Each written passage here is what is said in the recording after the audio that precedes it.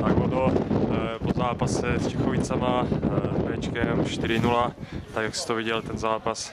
Tak jako trenér. Prvních 10 minut celku nás Čechovice překvapili, že prostě byli dorazili, jsme se tady nějak tak rozťukávali, ale myslím si, že po těch 10 minutách jsme prostě přebrali iniciativu a asi jsme měli lepší mužstvo, dali jsme 3 góly a pak už jsme to jako dohrávali a Čechovice jsme zase ničemu nepustili, což jsem rád, že třetí zápas po sobě 0 a myslím si, že v té obrané fázi jsme se hodně zlepšili.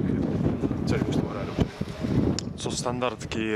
Myslím, že jste dali i minule, i dneska hodně gólů ze standardy. Nějak cvičíte, nebo je to spíš že máte typy? Spíš už je to tady tak trošku daný, že už jsme zkušení hráči, víme kam naběhnout a jsme v celku vysocí a naštěstí jsme důrazní, takže do toho jdeme do toho ve sprintu a běhu, takže jsme dobří hlavičkáři, takže naše standardky jsou celku silný. A ještě s kým hrajete příště? Pozvánka. S kým hrají příště, nevíš? Jestli z Určicích? Tak to zjistíme, jestli je to pravda.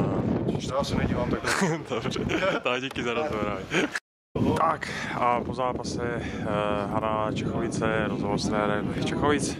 Kde je za Pavlíku, jak jsi to viděl dneska? Vyhrál jednoznačně lepší manšaft. Přijeli jsme hodně s mladým kolektivem, kdy prostě jsme tam zabudovali postupně 5 dorostenců a na té kvalitě se to prostě projevilo. Ale jako odolovali jsme asi 20 minut, pak tam přišly nějaký góly, ale jednoznačně ta Haná prostě byla lepším týmem. Vy jste hráli současně s Ačkem dneska, že? Současně s Ačkem a Ačko má asi 3 nebo 4 lidi zranění nemocní, takže jsme nemohli počítat s tou širší lavkou.